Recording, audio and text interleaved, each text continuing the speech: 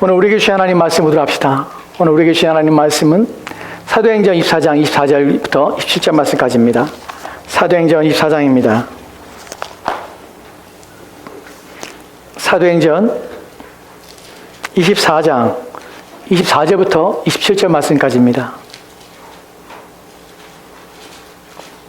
혹시 여러분 중에 영어 성경 가지고 계신 분 계세요? 없어요? 아무도 영어 성경 안 써요? 대단하신데요? 없어요? 영어 성경, 한영 성경 안 가지고 계세요? 정수집사님, 영어 성경 있습니까? 있어요? 네. 사도행전 24장 24절 27절 말씀입니다. 우리 찾으신 자 우리 한 절씩 교도하도록 합시다. 제가 24절 말씀 이제 봉독합니다.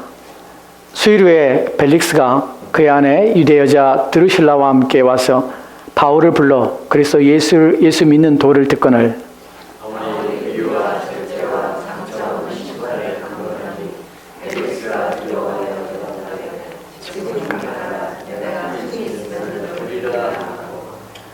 동시에 또 바울에게서 돈을 받을까 바라는 거로 더 자주 불러 같이 이야기하더라.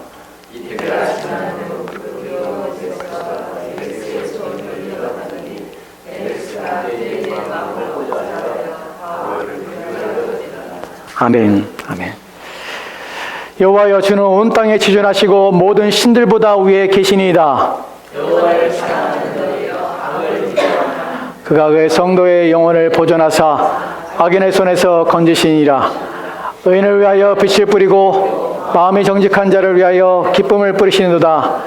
의인여 너희는 여호와로 말미암아 기뻐하며 그의 거룩한 이름에 감사할지어다. 아멘. 오늘 우리가 듣게 될 주의 말씀을 위하여 기도하도록 합시다. 온 땅에 지존하시고 온 땅에 충만하신 주여, 모든 신이라 불리는 것들 위에 계시며 또한 모든 것들을 다스리시며 모든 것들의 생명하시는 주여, 오늘 우리가 주의 말씀 앞에서 그 생명의 말씀이 우리의 심령에 뿌려져 우리의 영혼을 살리며 우리의 영혼이 회복되어지며 우리의 영혼의 구원의 은혜를 기뻐하며 즐거워하게 도와주옵소서. 모든 갇힌 자들의 마음을 자유케 하시며 모든 닫힌 마음을 열게 하시며 모든 궁핍과 가난한 자들의 마음에 충만케 하시는 주여, 오늘 주의 말씀이 우리의 심령에 흘러넘치게 도와주시고 우리의 심령에 우리의 영혼을 살리는 생수의 강이 우리의 심령에서 흘러넘치는 귀한 날 되게 도와주시옵소서. 이 시간 주께서 복되게 하시기 소망하며 감사드리며 살아계신 예수 그리스도로 기도합니다. 아멘.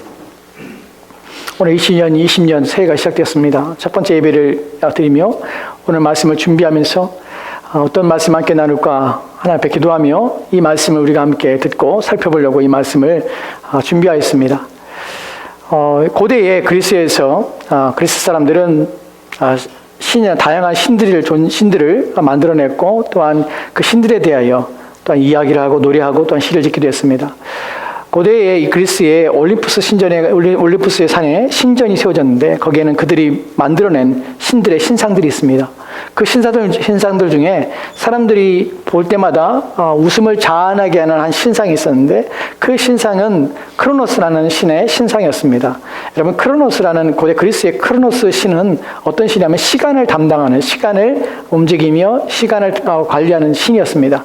그 크로노스의 신의 신상이 왜 사람들이 볼 때마다 이렇게 웃게 하고 또한 사람들이 볼 때에 좀 비웃음과 어떤 재미를 느끼게 했냐면 그 신상의 형태가 때문이에요. 그 신상의 신은 다 몸을 벗은 젊은 청년이었습니다. 하나도 걸치 않은 벌거벗은 청년이 다름박질하는 모습으로 그 신상이 시작되었는데, 그리고 그 신상은 특이하게 그 크로노스라는 신, 시간을 담당하며 시간을 주관하는 신은 발에 날개가 달려 있습니다. 그리고 또 오른손에는 칼이 들려 있고요. 근데 기이하고는 사람들이 웃는 이유는 그의 머리가 신상의 크로노스라는 신의 신상의 머리가 앞머리에 그 머리가 곱슬곱슬한 머리들이 수부룩하게 있습니다. 그 내려와 있어요. 근데 기이한 것은 그의 뒷머리가 없다는 것이, 뒤와 목덜미는 맨질맨질하게 만들어졌다는 것이. 사람들이 그래서 그 신상을 볼 때마다 웃었다고 합니다. 그런데 이 신상에 대해서 포세이디프라는 사람이 있는데 이 시인인데요. 이 사람이 그 신상을 보고 시인이 그 신상을 보고 시를 짓습니다. 그리고 왜 저렇게 사람들이 크로노스라는 시간의 신에 대하여 저런 형상과 저런 모습을 만들었는지에 대하여 시를 통하여서 이것을 설명합니다. 그리고 사람들이 그 시를 통하여서 이제 고개를 끄덕이게 되는데, 당시 사람들이 왜 신상을, 크로노스라는 신, 시간을 주관하는 신이 왜 벌거벗은 몸에 발에는 날개를 달고 오른손에 칼을 들고 왜 앞머리에는 곱슬머리가 있지만 뒷머리는 왜 밑머리로 대머리처럼 아무것도 없는 그런 모습을 하고 있을까 하는 것에 대하여 이렇게 설명합니다. 시간이라는 것은, 시간은 항상 빠르기 때문에 날개를 달려서 빠르게 달려가고 빠르게 달려가는 것을 뜻하는 것이라고 말을 합니다. 시간은 잡을 수 없을 만큼 속도를 내서 빨리 달려갑니다. 그리고 시간이라는 것은 창의 끝처럼 날카로워서 날카로운 것처럼 칼을 들고 있고요. 그래서 무엇이든지 막을 수 없고 무엇인가 뚫고 지나갑니다. 또한 시간이라는 것은 그 시간을 만나고자 하며 시간을 잡고자 하는 자가 잡을 수 있도록 앞에 머리는 곱슬머리로 시간의 머리는 곱슬머리로 되어 있다는 것이, 그래서 시간은 마주하며 또한 준비하며 그 시간을 잡고자 하는 자에게 잡을 수 있는 기회를 준다는 것이, 그 시간을 준비하는 자는 시간이 다가올 때 그 앞에 머리를 잡아서 시간을 자기 것으로 삼을 수 있다는 것입니다. 근데 시간에 있어서 뒷머리가 없는 이는 시간은 지나간 후에는 시간은 결코 잡을 수 없기 때문에 뒷머리가 없다는 것이, 누구도 지나간 시간을 잡을 수 못하게 한다는 것이, 이것이 당시에 사람들 생각했던 시간이라는 개념 속에서 크로노스라는 신을 만들어 놓고 그 신의 시간의 의미를 이렇게 표현한 것입니다. 지금도 여전히 그런 것들은 우리가 시간이라는 개념은 동일하게 이해가 됩니다. 시간은 신속히 날아가지요. 시간이라는 것은 날카롭습니다. 그래서 어느 것도 막거나 멈춰 쓰거나 또한 그것을 저지할 수 없습니다. 시간이라는 것은 마주하는 자에게는 언제나 잡을 수 있는 기회를 제공합니다. 그러나 지나간 시간은 누구도 잡을 수가 없습니다. 이것이 시간입니다. 오늘 왜 이런 시간에 대한 얘기를 하냐면, 오늘 우리가 살펴볼 말씀에 대하여 중요한 핵심적인 내용이 때라는 것 때문에요. 때. 틈이라는 말이 때입니다. 시간입니다.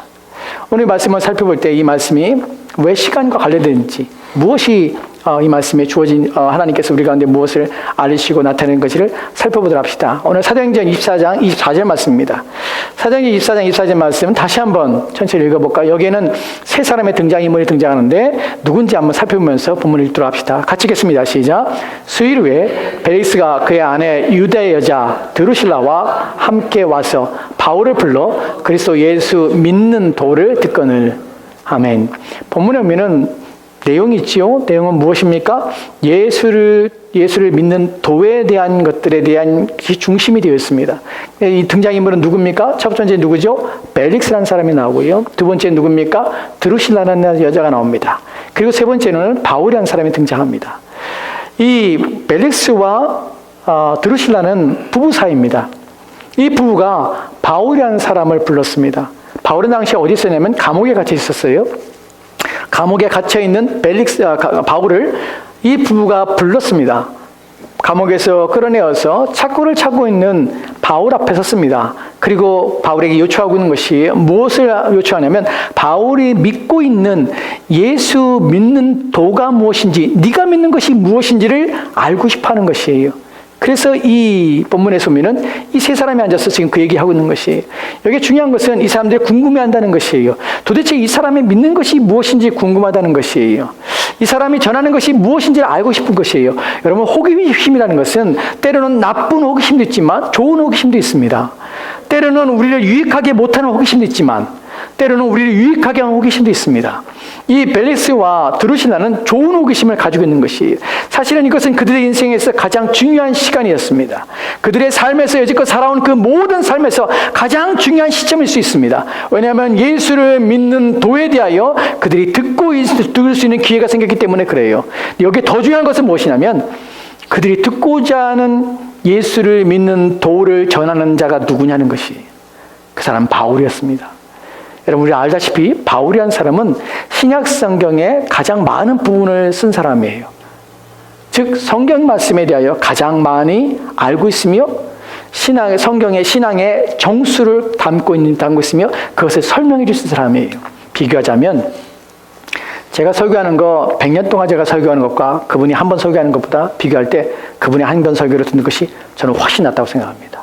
왜냐하면 그분은 로마서에 오묘한 로마서를 쓰고 에베소에 교회에 대해서, 또한 목회에 대하여, 또한 교회의 모든 일 전반적인 데서 그리스도에 대하여 이 모든 복음에 대하여 정통한 사람이었어요.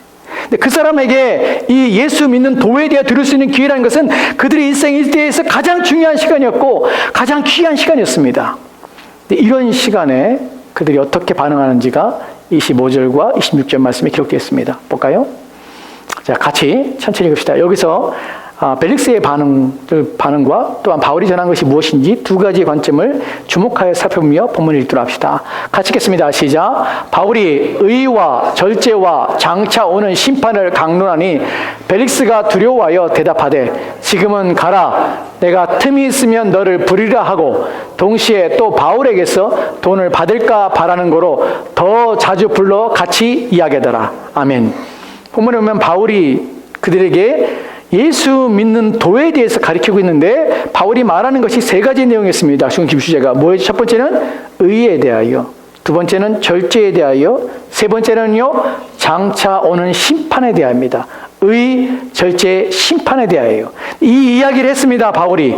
그랬더니 이것을 듣고 있는 벨릭스와 드루실라의 반응이 무엇이었습니까? 본문에 뭐라고 합니까? 지금은 두려워하여 대답하되 지금은 가라. 내가 틈이 있으면 너를 부를게. 나는 반응이 나왔다는 것이. 여러분 여기서 첫 번째 그들의 말씀을 들을 때 그들이 받았던 반응에 대해 생각해 보도록 합시다. 두려워했다는 것은요. 성경에서 두려워하다는 것이 두 가지 의미로 번역이 됩니다. 하나는 공포심이에요. 공포심이라는 것은 두려워서 떨어서 마음이 막 낙심하고 멀어지고 싶은 마음이에요. 그리고 듣고 싶지 않은 마음이에요. 두 번째의 두려움이라고 성경이 번역할 때 이것은 경외심이에요. 즉 높은 존재에 대하여, 존경받아야 할 대상에 대하여 감히 자기가 설 수 없는 위험, 존엄한 자 앞에서의 마음의 태도와 자세, 공경의 자세를 가질 때 우리는 경외심이라는 것을 두려움으로 설명합니다. 그런데 여기서 지금 벨릭스와 드루실라는 여자가 바울의 이야기를 들으면서 그들의 마음에 들었던 것은 무엇이냐면 공포예요. 여러분 이 부분이 우리가 이 사람들의 마음을 이해하는 데서 중요한 부분입니다. 하나님 말씀을 들을 때에 우리는 어떤 마음이 드냐면 편안하지 않습니다. 처음에 하나님 만나고 복음을 들을 때에 처음에 드는 마음은 절망이 그리고 공포감이 일어납니다. 왜냐하면 두렵기 때문에 그래요. 왜냐하면 거기에 나오는 의에 대하여 말씀을 듣고 장차 오실 심판에 대한 내용을 들을 때에 이들의 마음이 공포심에 사로잡게 되는 것이에요. 여기서 말하는 의라는 것은 그래요. 하나님의 의로운 분이시고 하나님은 그 의로운 자를 찾으시며 우리가 의로운 삶을 살기를 원하신다는 것이에요. 그래서 그 의를 구하신다는 것이에요. 왜냐하면 본인이 의롭기 때문에 본인이 원하며 본인이 받으며 본인이 부르시는 자들 가운데는 어떤 모습으로 부르시냐면 의로운 삶으로 부르시는 것이에요. 의로운 삶을 살도록 부르시는 것이에요. 그렇기 때문에 자기의 현재의 삶의 모습과 하나님과의 관계 속에서 큰 갭이 있다는 사실을 발견하게 돼요. 근데 이것만 발견하면 끝이 아니라 하나님이 의로운 분이시고 나는 불의하다는 사실, 그 의에 합당하지 못하다는 사실을 아는 것이 그치는 것이 아니라 그러한 자들에게 오는 심판에 대하여, 장차 올게 될 심판에 대해 들을 때에 사람들은 공포감을 느낍니다. 그러면 그 공포에 대해서는 하나님의 무서운 진노가 있을 것이라는 것이. 여러분 그렇지 않습니까? 누군가 지나가면서 의미 없는 말, 정말 실제로 일어나지 않은 말을 한다고 합시다. 여러분과 다투다가 또한 싸우다가 또한 기분이 상해서 그런 말을 한다고 합시다. 저주받을 놈이라는 표현을 쓰다. 너는 뼈가 썩고 너는 살이 썩고 하는 저주를 받을 거야 하는 얘기를 한다 합시다. 여러분 기분 좋겠습니까? 그 일이 실제 일어나지 않아도. 예전에 저희 할머니 얘기하면 좀 그렇지만 저희 할머니가 욕쟁이 할머니였거든요. 저희 할머니만 욕쟁이가 아니라 저희 할머니 시대 사람들은 다 욕을 했어요. 그냥 욕을 입에 달고 사셨어요. 거의 입에서 나오는 맥이 한 80% 90%가 욕이에요. 근데 그 욕을 하는 것들이, 욕을 가만히 들어보니 이분이 욕이 얼마나 잔인한 줄 아십니까? 여러분 육시랄 놈이란 말 들어보셨어요? 들어보셨어요? 그 얘기 듣고 자라보셨어요? 저는 그 얘기 듣고 자랐어요. 근데 난 육시를 안 당했어요. 육시라는 놈이 무슨 말인지 아세요? 어르신들 아시죠? 육시라는 것은 몸을 6등분에 잘라낸다는 것이에요. 몸을 6등분해서 자기 손자에게 너는 몸이 6등분에 잘라내야 돼. 잘라낼 놈이야. 라고 하는 거예요. 얼마나 잔인해요. 육시랄 놈. 이런 것들을 막 들으면서 여러분 그런 얘기를 여러분 듣는다고 생각해 보세요. 여러분의 부모님이 여러분의 친구가 여러분한테 이 육실할 놈 얘기를 들으면 기분이 좋겠어요? 우리 이런 누군가에게 저주의 얘기를 들어도 사람의 가운데서 그 사람의 어떤 영향력을 그가 퍼부은 저주가 내게 아무런 영향을 못 미쳐요. 난 알아요. 그걸 불구하고 감정이 상하잖아요. 기분이 상하잖아요. 그런데 하나님이 저주한다는 이 사실 속에서 사람들이 공포감을 느끼는 것이죠.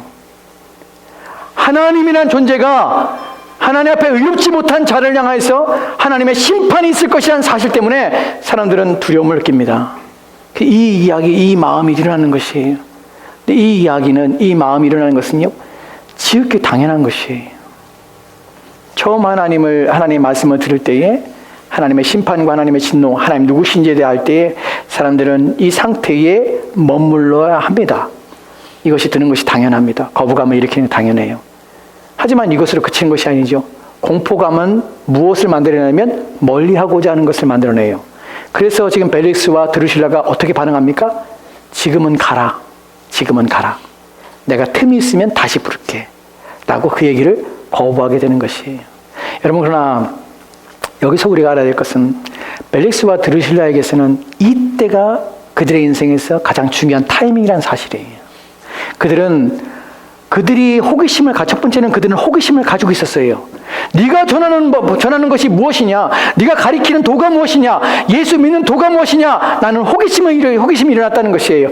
여러분, 그런 호기심은 그들 마음에서 일어날 수 있는 것인지 모르지만 이것은 하나님이 주신 기회예요. 하나님의 복음을 들을 수 있는 기회가 있습니다. 하나님은 가만히 계신 것이 아니라 복음을 선포되며 복음이 전해질 때에 그 복음을 듣는 현장에서 그 복음이 선포되는 과정 속에서 하나님은 사람들을 구원하신다는 것이에요. 그렇기 때문에 그들이 그런 호기심을 가지고 있는 것이 그들의 인생에서는 가장 중요한 그들의 영혼을 위한 기회예요. 그들의 인생을 위한 가장 좋은 기회예요.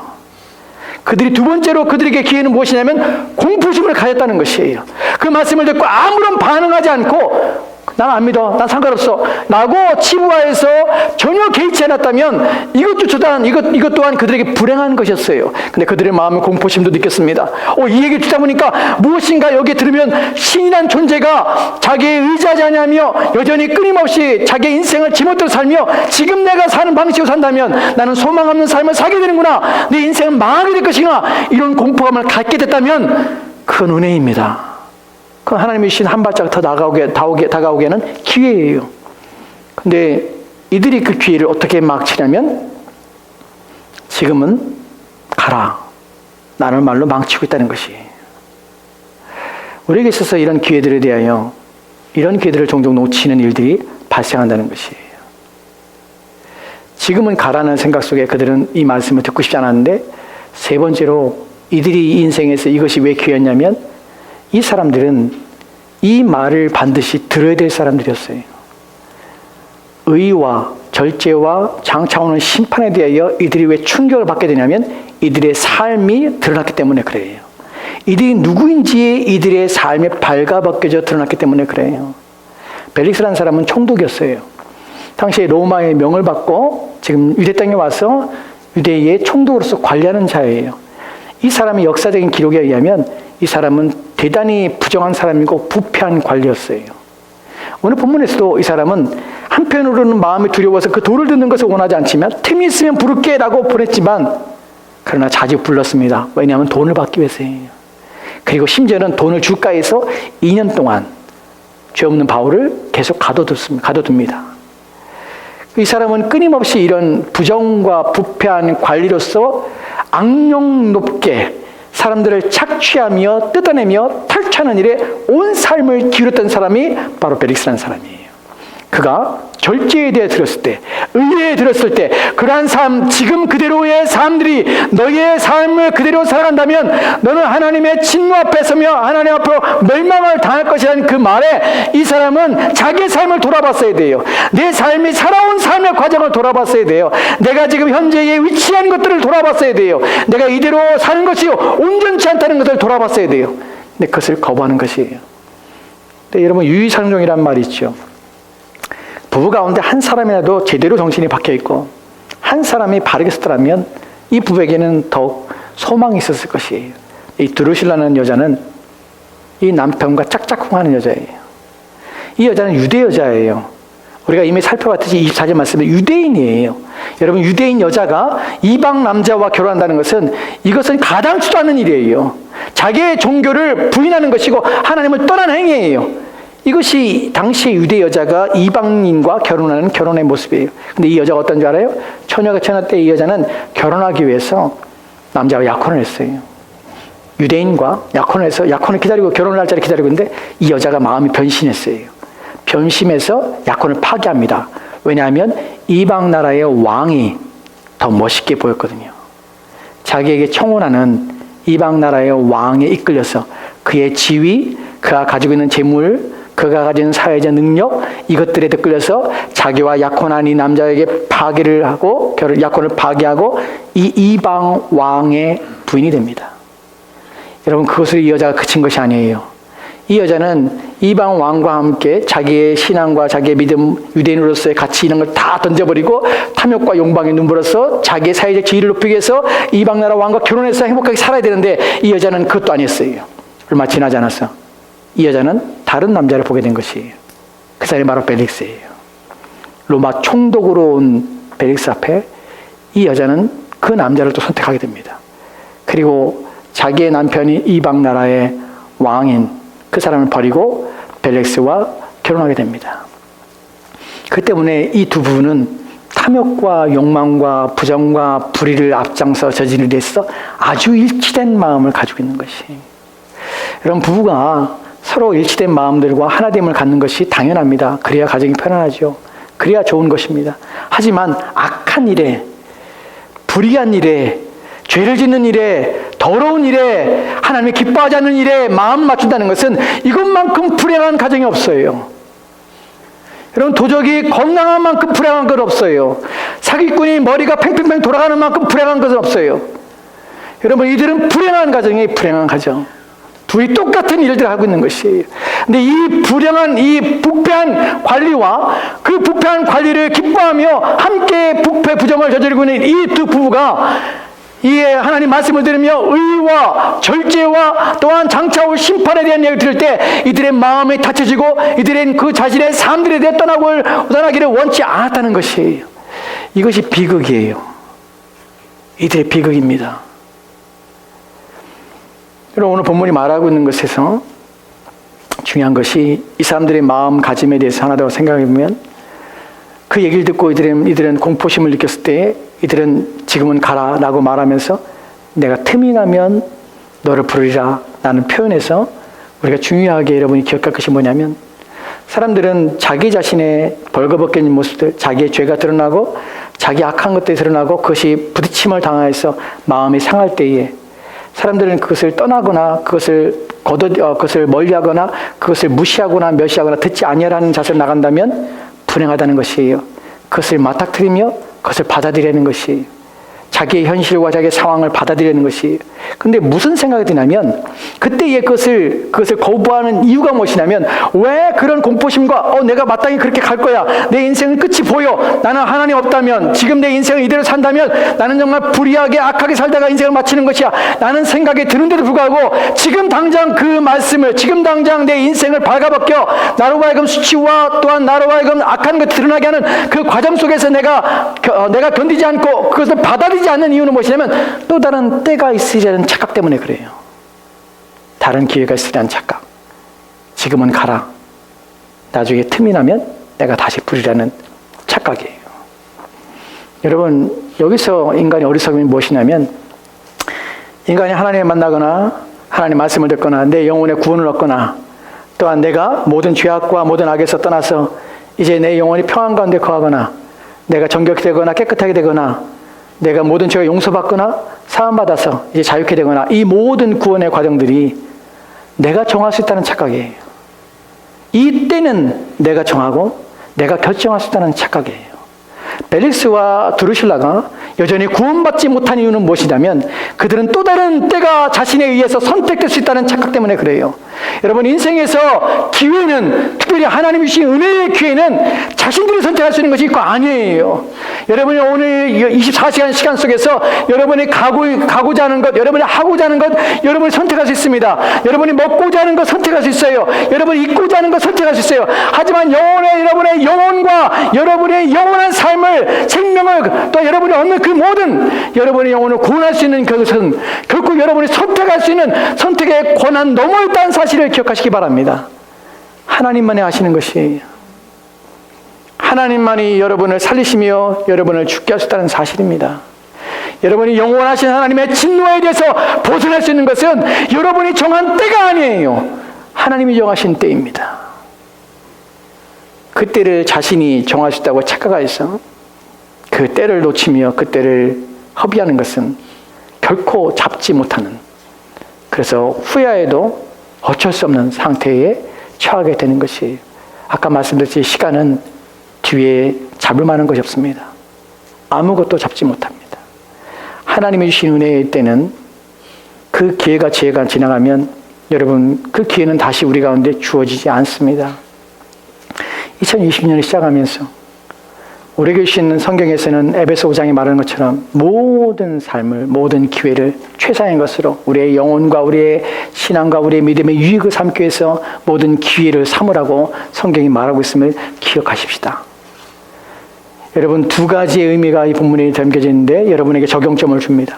여러분 만약 하나님 안에 있다면, 여러분의 구원의 은혜에 있다면, 여러분의 하나님께서 여러분에게 주신 여러분의 구원을 온전케 하시는 기회를 놓치지 마십시오.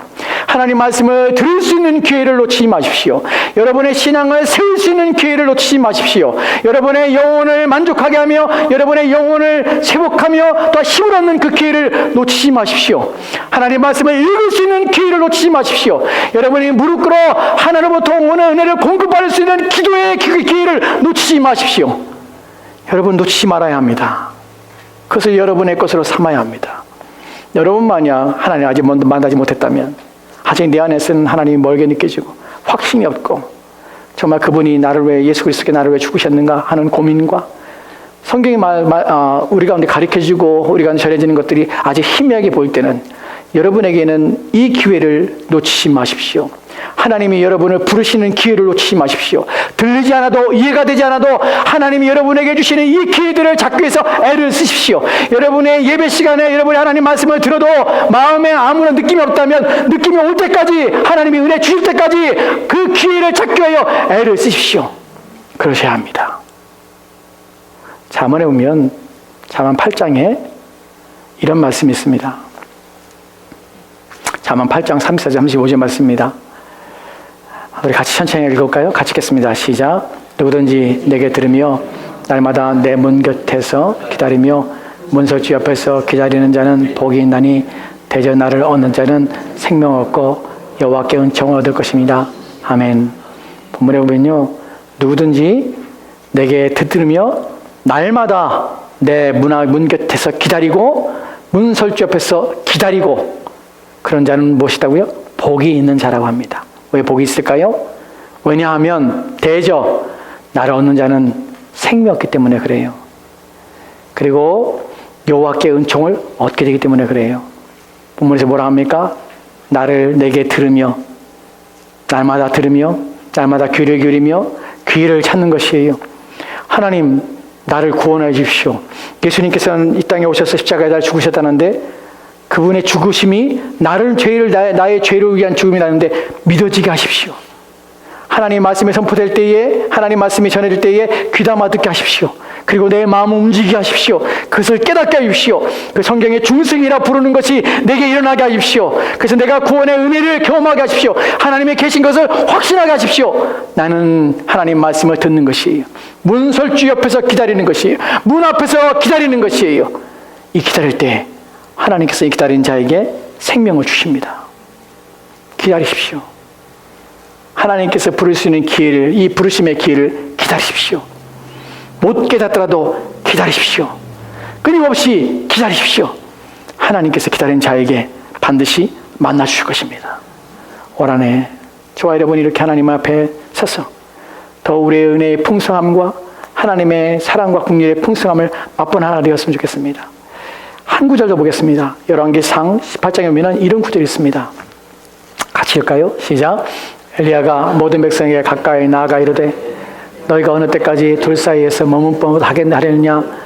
여호와가 만일 하나님이면 그를 따르고 바알이 만일 하나님이면 그를 따를지니라 하니 백성이 말 한마디도 대답하지 아니하는지라. 백성이 말 한마디도 대답하지 않았습니다. 엘리야가 말을 합니다. 너희가 어느 때까지 둘 사이에서 머뭇거리고 할래? 너희가 어느 때까지 너희들이 인생을 살아가는 너희 삶에서 머뭇거리고 할래? 하나님 믿는다 하면서 어느 순간에 어느 때까지 너희들은 이 둘 사이에서 하나님 믿는 것도 아니고 아닌 것도 아닌 이 상태에서 너희 머뭇거리고 할래? 둘 사이에서 선택하라. 오늘날 너희가 선택하라. 2020년 한 해 우리는 하나님만을 선택하는 저와 여러분 되었으면 좋겠습니다. 여러분 사람 인생 가운데서는 돌이키지 못하는 것이 네 가지 있다고 합니다. 첫 번째 돌이키지 못하는 것은 뱉어낸 말입니다.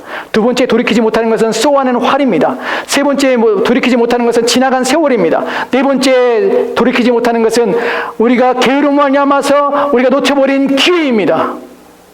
이것은 인생에서 돌이킬 수 없는 네 가지입니다. 부디 2020년 한 해 동안에 저와 여러분은 이런 하나님이 주시는 은혜의 기회를 놓치지 않는 그때마다 하나님의 은혜의 풍성을 받고 올 한 해 저와 여러분 복된 하나가 되기를 소망합니다. 아멘. 기도합시다. 하나님 감사합니다. 우리의 마음을 굳게 하시고 하나님 편에 설 수 있는 은혜를 주옵소서. 하나님을 구할 수 있는 은혜를 주옵소서. 비록 우리가 알지 못한다 할지라도 또한